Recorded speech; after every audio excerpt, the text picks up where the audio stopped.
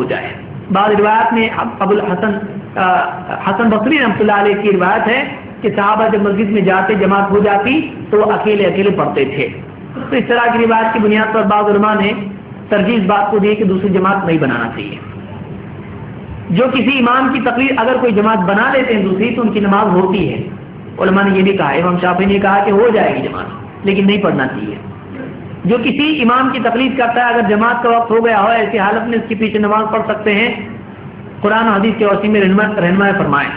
جو بھی آدمی مسلمان ہے اور نماز پڑھتا ہے اس کے پیچھے نماز پڑھی جا سکتی ہے. سلف میں ہمیشہ مسائل میں اختلاف رہا لیکن کبھی بھی انہوں نے مسئلوں کے اختلاف کی وجہ سے فقہی اختلافات کی بنیاد پر آپس میں ایک دوسرے کے پیچھے نماز پڑھنا چھوڑی نہیں. اس لیے فقہی اختلاف کی بنیاد پر ایک دوسرے کے پیچھے نماز چھوڑنا یہ سلف کا طریقہ نہیں ہے. اس لیے نماز پڑھی جا سکتی ہے. تو یہ ایک عام تعامل علماء کا ہے. یہی بات ابن تیمیہ رحمۃ اللہ علیہ وغیرہ نے کہی کہ ایک دوسرے کے پیچھے نماز پڑھی جاتی ہے. کبھی بھی اس طرح سے نماز نہیں پڑھنے کی کوئی دلیل نہیں, حالانکہ سلف میں صحابہ سے اختلاف چلا آ رہا ہے تو ایک دوسرے کے پیچھے نماز پڑھتے تھے. سوال ہے کہ میں ایک حنفی ہوں, نماز میں رفع الدین نہیں کرتا مگر میں رفع الدین کو حق مانتا ہوں, اب میں نماز میں رفع الدین کر سکتا ہوں؟ یہ سوال ہے, جواب معلوم نہیں. ظاہر بات ہے آپ کر سکتے ہیں, نہ صرف کر سکتے ہیں پریکٹیکلی بلکہ آپ کو کرنا چاہیے تھیوریٹیکلی بھی. دلیل کی روشنی میں جب ایک چیز کو حق مانتا ہے آدمی تو اس کو کیوں نہیں کرتا ہے, کرنا چاہیے. اگر رفع الدین ثابت ہے کہ صحیح ہے اور واقعی ثابت ہے, اللہ کے نبی صلی اللہ علیہ وسلم کرتے تھے, آپ کے بعد صحابہ کرتے تھے, اور 4 اماموں میں سے 2 سے تو پکا ثابت ہے, ایک سے ڈاؤٹ فل ہے. دونوں روایت امام مالک سے, امام شافعی امام احمد دونوں رفع الدین کرتے ہیں, اور پیران پیر شیخ عبد القادر جیلانی رحمۃ اللہ علیہ بھی رفع الدین کرتے ہیں. تو ایک آدمی کو چاہیے کہ کرے رفع الدین. یہ منسوخ ہوا ہوتا تو آپ بتائیے, سارے علماء بتاتے ہیں ہم کو منسوخ ہوا ہے لیکن منسوخ نہیں ہوا ہے. تو نماز میں رفع الدین کرنا چاہیے. عبداللہ بن عمر کی روایت بخاری مسلم میں موجود ہے کہ آپ صلی اللہ علیہ وسلم رفع الدین کرتے تھے نماز میں, ابتدا میں, رکوع سے پہلے, رکوع کے بعد اور تحیات سے اٹھ کر, اور کبھی کبھی سجدوں کے بیچ میں بھی. اگر ہم مردوں کے لیے ایصال ثواب کرنا چاہیں تو کیا کریں, انہیں کیسے ثواب پہنچایا جا سکتا ہے؟ اگر کسی کے لیے ایصال ثواب کرنا ہے تو کوئی آدمی کوئی بھی صدقہ کر کے ان کے لیے ثواب پہنچا سکتا ہے. کہ کوئی چیز صدقہ کرے, کسی کو کھانا کھلائے, کسی کو کپڑے پہنائے, یا کوئی چیز خرچ کی, پانی کا گھڑا کہیں رکھ دیا اور یہ نیت کی اے اللہ اس کا ثواب فلاں کو پہنچا دی جس کی موت ہو چکی ہے, تو ایسا کرنا جائز ہے. ابو داؤد وغیرہ میں روایت اس سلسلے میں موجود ہے کہ صحابی نے اپنی والدہ کی طرف سے اس طرح سے کیا تھا. لیکن کوئی آدمی قرآن پڑھ کے بخشے, ذکر کر کے بخشے, آیت کریمہ کر کے بخشے, تو اس طرح سے نماز پڑھ کے بخشے, تو یہ طریقہ ثابت نہیں ہے. اور ابن کثیر نے اس کا رد کیا ہے اپنی تفسیر میں سورہ نجم کی آیات میں, اور امام شافعی کا بھی یہی قول ہے. جانے انجانے میں جو فرض نمازیں چھوٹ گئی ہوں, اب غلطی کا احساس ہو جانے پر لگاتار نمازی ہو گیا, یعنی نمازی ہو گیا, تو ٹوٹی ہوئی یا چھوٹی ہوئی نماز یاد نہیں کہ میں کتنی بار نماز نہیں پڑھ پایا, تو اب اسے کیسا پورا کروں؟ قیامت کے دن اللہ کے نبی صلی اللہ علیہ وسلم نے بتایا کہ قیامت کے دن سب سے پہلے فرض نمازوں کی پوچھ ہوگی, سنن ابی داؤد اور ترمذی وغیرہ میں ہے. تو قیامت کے دن اگر فرض نمازیں پوری نکل آئیں تو پاس ورنہ فیل. لیکن پھر بھی اللہ تعالیٰ فرشتوں سے کہے گا کہ دیکھو میرے بندے کی کچھ نوافل ہیں. فرشتے دیکھ لیں گے, اگر اس کی نوافل ہوئی تو فرض نمازوں کی کمی کوتاہی نوافل سے پوری کی جائے گی. اسی لیے بعض علماء نے کہا ہے کہ جو آدمی اس کی فرائض میں کوتاہی ماضی میں رہی ہو, وہ آدمی جب احساس ہو تو زیادہ سے زیادہ نفل نمازیں پڑھے, کیونکہ قیامت کے دن فرض کی کمی نفل سے پوری کی جائے گی. لیکن فرض جو جان بوجھ کے چھوڑی ہوں بعد میں وہ آدمی پڑھے تو اس کی ادا نہیں ہوتی ہے, یہ اس کی ادا نہیں ہوتی, اس لیے کہ اس نے وقت ضائع کر دیا, اب نماز نہیں ہوگی. وہ چاہے تو بھی نہیں ہوگی, وہ چاہے تو بھی نہیں ہوگی. بہت ساری باتیں علماء نے اس میں کہی, مستقل کتابیں علماء نے اس میں لکھی ہیں کہ ایسا یعنی نہیں ہوگا. یہی عمر رضی اللہ تعالیٰ کا بھی فتویٰ ہے, علماء نے اس کو اپنی کتابوں میں ذکر کیا ہے. لوگ سوال کرتے ہیں کہ یہ حدیث ضعیف ہے, ایسا شیخ البانی کہتے ہیں, تو شیخ البانی کے تحقیق کس نے کی ہے, ہم ان کی بات کیوں مانیں؟ صحیح ہے, کیوں مانیں؟ اس لیے کہ شیخ البانی اپنی تحقیق آپ کے سامنے رکھتے ہیں, آپ کو پسند آیا لیجیے, نہیں آیا تو نہیں لیجیے. شیخ البانی کہتے ہیں یہ حدیث صحیح ہے اس لیے کہ یہ فلاں کتاب میں ہے، یہ سند اس کی ہے، اس میں یہ راوی ہیں، علماء نے اس راوی کو معتبر کہا ہے، امام احمد نے، امام بخاری نے، فلاں نے، اور اس لیے یہ حدیث اتنے راستوں سے اتنے طریقوں سے آئی ہے، اس لیے یہ حدیث اس میں کوئی پرابلم نہیں، مانو تو صحیح بات کو مان دینا ہی آدمی کی عقل مندی ہے۔ شیخ البانی بتاتے ہیں یہ حدیث ضعیف ہے اس لیے کہ اس کی سند میں یہ راوی ہے، اس کو 1000 سال پہلے لوگوں نے ضعیف کہا ہے، یہ معتبر نہیں ہے، اس کی حدیث مت مانو۔ ظاہر بات ہے صحیح بات ہے، اور کوئی آدمی صحیح بات ہے چاہے البانی کہے یا کوئی اور کہے ماننا چاہیے۔ تو شیخ البانی کی بات بلا دلیل ہم نہیں مانتے ہیں۔ شیخ البانی نے اپنی کتابوں میں اپنی تحقیق کا سفر پیش کیا ہے کہ انہوں نے ایک حدیث کو کس بنیاد پر ضعیف کہا یہ بھی لکھا، کس بنیاد پر صحیح کہا یہ بھی لکھا، آپ اس کو دیکھیں، صحیح لگتا ہے لیں، نہیں لگتا ہے نہ لیں۔ اگر شیخ البانی کی کوئی بات غلط ہو آپ اس کو قبول نہ کریں، یہ ہم لوگ بول رہے ہیں۔ غیر مسلم کے میت میں جانا چاہیے کیا؟ مشرک کے پیچھے نماز ہوتی ہے کیا؟ غیر نمازی کے جنازے کی نماز پڑھنا چاہیے کیا؟ تین کیا ہے؟ کیا غیر مسلم کی میت میں اگر کسی غیر مسلم کے گھر میں کسی کی موت ہو جائے تو اس کے گھر پر اس کو تسلی دینے کے لیے جانا چاہیے، اگر خصوصاً آپ کا پڑوسی ہے، آپ اس کے دکھ درد میں اس کے کام آئیں۔ لیکن ان کی وہ رسمیں جو غلط ہوتی ہیں، جس کو اسلام نے صحیح نہیں مانا کہ ایک آدمی کو جلایا جاتا ہے، اسلام اس کو برا مانتا ہے کہ ایک انسان اچھا خاصا کا رشتے دار صاحب اس کو جلا رہے ہیں اور اس سے اتنا نقصان پولوشن اور کیا کچھ نہیں ہوتا ہے، تو اس کو اسلام نے اچھا نہیں سمجھا ہے۔ تو اسلام نے ایسی چیزوں سے منع کیا ہے۔ غیر مسلم تو کیا اگر مسلمان بھی کسی مسلمان کو جلائے گا، نعوذ باللہ اللہ حفاظت فرمائے، تو بھی مسلمان اس میں نہیں جانا چاہیے، یہ اسلام کی تعلیم ہے۔ تو ایسی کسی رسم میں نہیں جانا چاہیے جو اسلام کے حساب سے غلط نکلتی ہے۔ مشرک کے پیچھے نماز ہوتی ہے کیا؟ مشرک نماز ہی نہیں پڑھتا تو کیسے ہوگی اس کے پیچھے؟ لیکن اگر آپ یہ کہنا چاہ رہے ہیں کہ کوئی مسلمان بھی شرک کرتا ہے اس کے پیچھے نماز ہوتی ہے کیا؟ اگر وہ جانتے بوجھتے شرک کر رہا ہے کہ ہاں میں جو کر رہا ہوں وہ شرک ہے اور اس کو سمجھانے کے باوجود وہ اڑا رہے اس کے پیچھے نہیں پڑنا چاہیے۔ لیکن کوئی آدمی اس کو معلوم نہیں بیچارہ کچھ شرکیہ عمل کر رہا ہے لیکن اللہ اس کے رسول کو مانتا ہے، شرک کو حرام مانتا ہے، قرآن کو مانتا ہے، اسلام کو حق مانتا ہے، تو ایسے آدمی کے پیچھے نماز پڑھی جا سکتی ہے۔ ہاں اگر اس کو معلوم ہونے کے بعد بھی وہ ضد پر اڑا رہا ہے تو اس کے پیچھے نہیں پڑنا چاہیے۔ غیر نمازی کی جنازے کی نماز پڑھنا چاہیے کیا؟ اس میں علماء میں اختلاف ہے کہ بے نمازی مسلمان ہے یا نہیں۔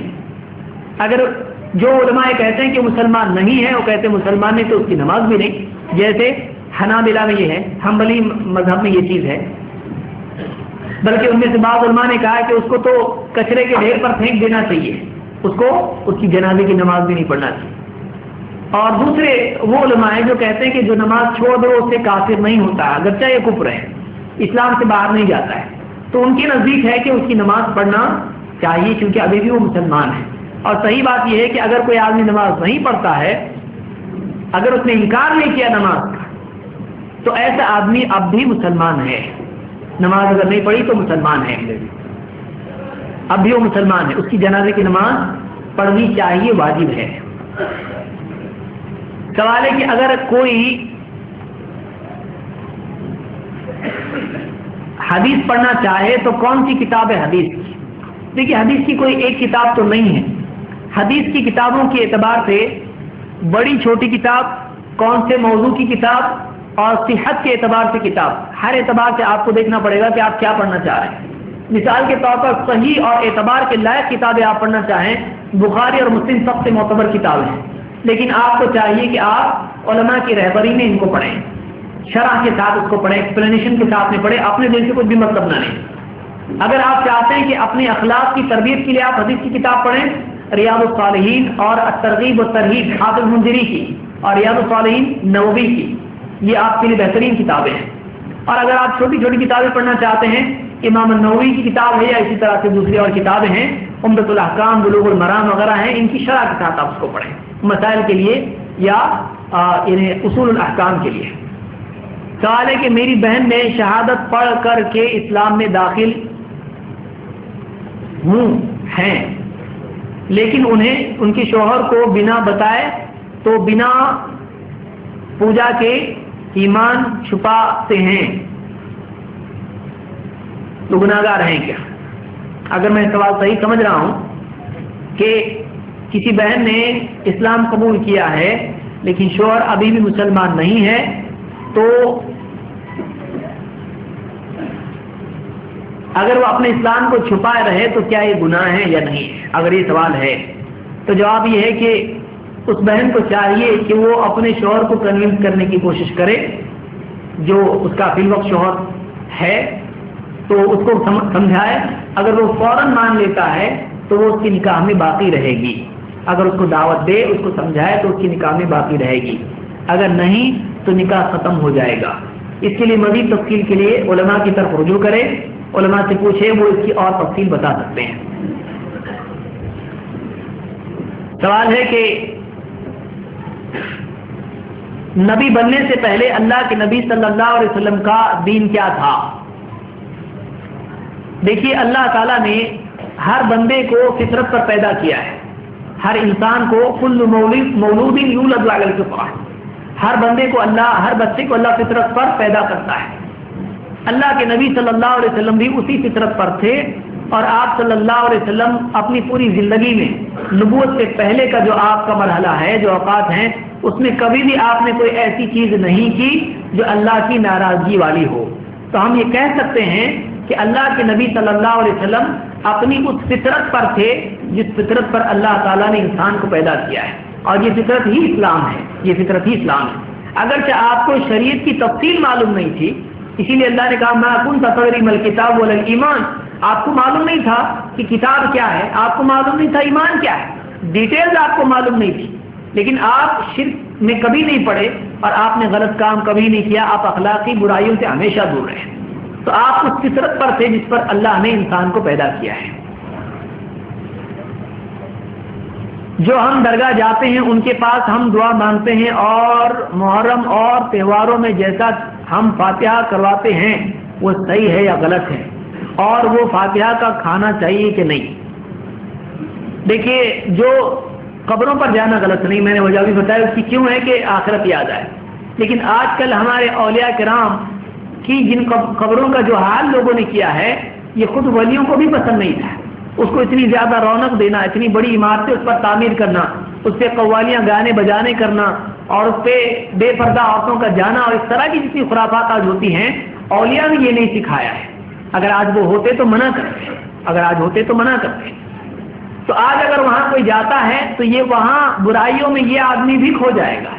اس لیے ایسے آدمی کو چاہیے کہ وہ دور ہی سے ان کے لیے اللہ سے درجات کی بلندی کی دعا کرے، کہ کہیں سے بھی کوئی آدمی دعا کرے تو اس کی دعا اللہ قبول کرتا ہے. ان اولیاء کے لیے اس کو چاہیے کہ وہ دعا کرے کہ اللہ ان کو اور ان کے مرتبے تو عطا فرما، ان کے اوپر اور اپنی رحمت نازل فرمائے.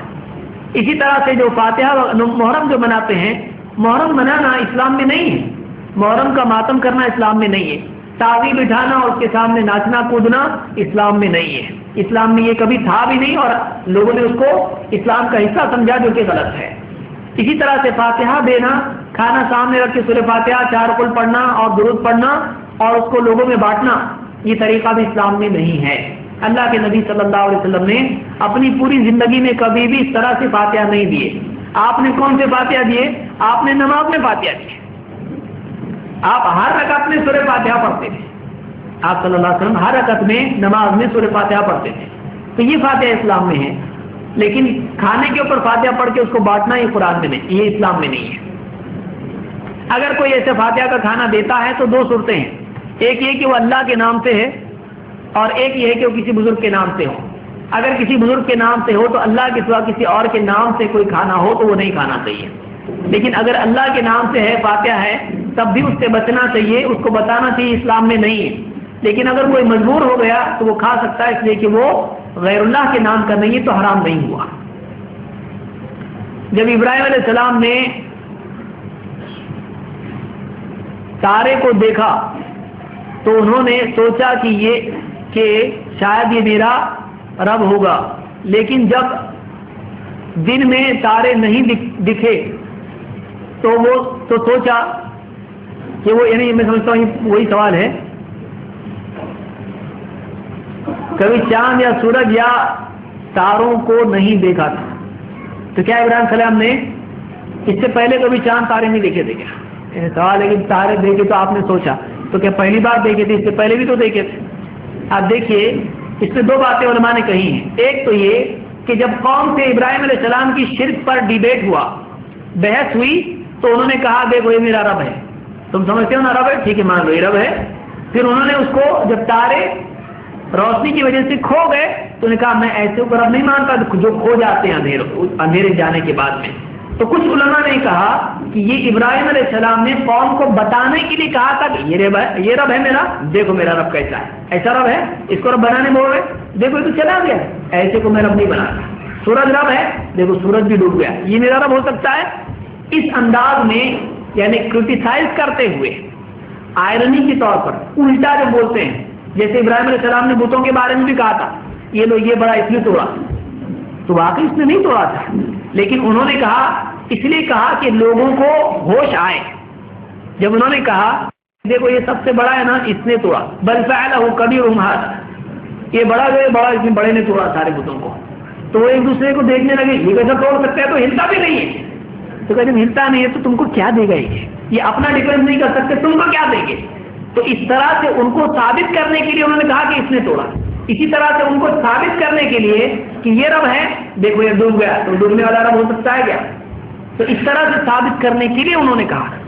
دوسری بات یہ کہ کیا انہوں نے اس سے پہلے نہیں دیکھا؟ آپ دیکھیں زندگی میں کتنی چیزیں ہیں آپ اکثر دیکھتے رہتے ہیں، لیکن دیکھنا ایک ہوتا ہے آنکھوں سے، ایک ہوتا ہے دل سے۔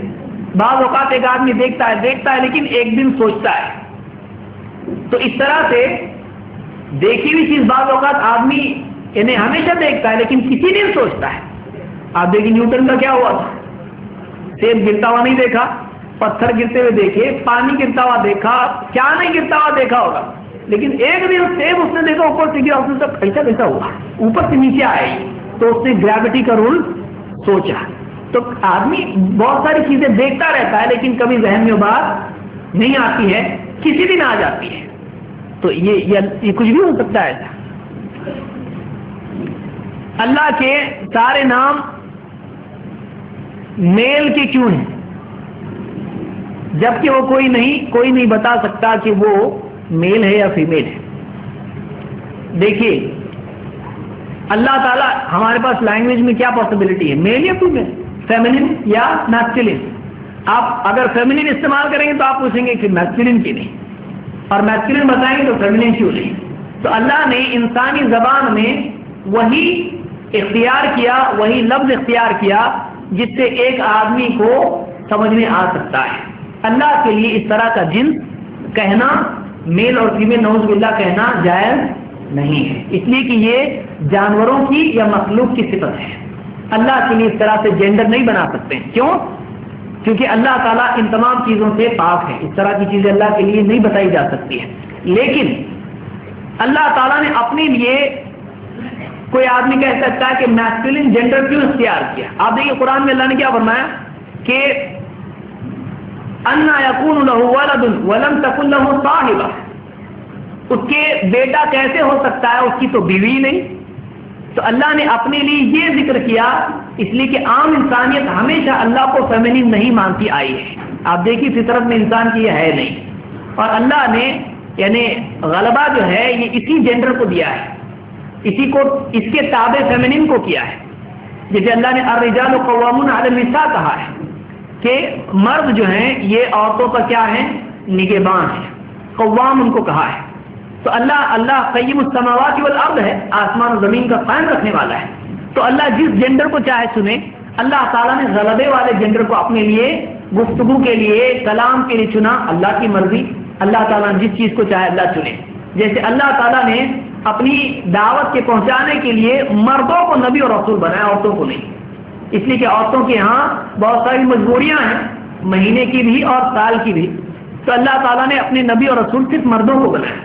تو اللہ تعالیٰ کے لیے جینڈر بیان کرنا حقیقی اعتبار سے یہ کتاب و سنت سے اور سلف کے طریقے سے ثابت نہیں ہے، لیکن گفتگو کے اعتبار سے اللہ نے اپنے لیے ہیا کی بجائے ہوا استعمال کیا ہے، جو کہ میسکولن جینڈر ہے، جس کو ہندی میں پلنگ کہتے ہیں، پلنگ اسٹری لنگ جس کو بولتے ہیں نا مراٹھی میں۔ تو اللہ نے اپنے لیے فیمنن کی بجائے میسکولن اللہ نے استعمال کیا ہے۔ تو جیسا اللہ نے کہا اللہ کا کلام حق ہے، ہم وہی اختیار کرتے ہیں جو اللہ نے اختیار کیا ہے۔ کرسچن لوگ مانتے ہیں کہ عیسیٰ کو جنت میں جانے کا ثبوت ہے، لیکن اپنے نبی جنت میں ہیں، اس کا کوئی ثبوت ہے کیا؟ آپ دیکھیے عیسائی مانتے ہیں کہ عیسیٰ علیہ السلام وفات کے بعد جنت میں گئے، ہم تو مانتے زندگی میں گئے۔ معراج کی رات میں اللہ کے نبی صلی اللہ علیہ وسلم جنت میں گئے، اور جنت میں جا کے آپ نے کوثر میں ہاتھ ڈال کے وہاں سے نکال کے پانی دیکھا، اور نیچے دیکھا کیا کیا اس کے اندر۔ تو جبریل نے بتایا آپ کو اللہ نے دیا ہے، آپ نے جنت کی نعمتیں دیکھی، اپنا یعنی بہت ساری چیزیں جنت میں دیکھی۔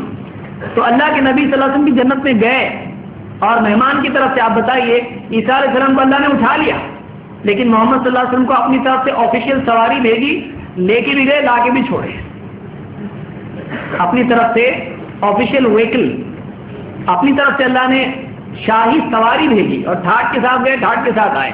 تو جانے کا ثبوت تو محمد صلی اللہ علیہ وسلم کا بھی ہے۔ اور قیامت کے دن جو جنت کا دروازہ کھلوائیں گے وہ کون کھلوائے گا؟ وہ محمد صلی اللہ علیہ وسلم کھلوائیں گے۔ تو جب دروازہ نہیں کھلے گا تو جائیں گے کہ، کیونکہ عیسیٰ علیہ السلام گئے تو واپس آنے والے ہیں، واپس آنے کے بعد پھر قیامت آئے گی، قیامت کے دن پھر واپس جانا ہے، تو کھلوائے گا کون جنت؟ تو عیسیٰ علیہ السلام بھی جائیں گے کب؟ جب دروازہ کھلے گا، اور کھلائے گا کون؟ محمد صلی اللہ علیہ وسلم۔ تو بہرحال اللہ کے نبی صلی اللہ علیہ وسلم جنت میں گئے بھی اور لے بھی جائیں گے۔ اگر مسجد میں امام نماز پڑھ دے تو کیا ہم دوسری جماعت بنا کر پڑھ سکتے ہیں؟ جواب میں دے چکا ہوں۔ کیا ہے صحیح کہ ہم اپنے آپ کو اہل حدیث کہیں؟ کیا اللہ کے نبی صلی اللہ علیہ وسلم سے اپنے آپ کو اہل حدیث کہنا ثابت ہے؟ اللہ کے نبی صلی اللہ علیہ وسلم سے اپنے آپ کو اہل حدیث کہنا ثابت نہیں ہے۔ ہاں، لیکن اہل حدیث کہنا یہ سلف کا اجتہاد ہے، اور سلف اس پر قائم تھے۔ آپ دیکھیے ایک سمپل جواب آپ کو دیتا ہوں، اس کو یاد رکھیے۔ آپ حدیث کے بارے میں اللہ کے نبی صلی اللہ علیہ وسلم نے کبھی نہیں کہا کہ یہ صحیح حدیث ہے اور یہ ضعیف حدیث ہے، یہ متواتر ہے اور یہ شاذ ہے، اور یہ ایسی حدیث غریب ہے اور عزیز ہے اور مشہور ہے۔ اللہ کے نبی صلی اللہ علیہ وسلم نے کیا کہا؟ نبر اللہ امرأ سمع منا حدیثا فحسبہ فبلغہ کما سمع۔ اللہ سب کو شاداب رکھے اس کو جو ہم سے حدیث سنے اور اس کو محفوظ رکھے اور جو سنا تھا پہنچا دے۔ تو آپ صلی اللہ علیہ وسلم نے حدیث کو کوئی اور لیبل دیا نہیں، خالی حدیث کا حدیث، بس ختم حدیث۔ لیکن بعد میں لوگوں نے اپنی طرف سے حدیثوں میں کیا کی؟ ملاوٹ کی۔ اس زمانے میں علماء نے کیا کیا؟ انہوں نے ملاوٹ میں صحیح اور غلط کو الگ کرنا پڑے گا، حق اور باطل کو الگ کرنا پڑے گا۔ تو انہوں نے کیا کیا؟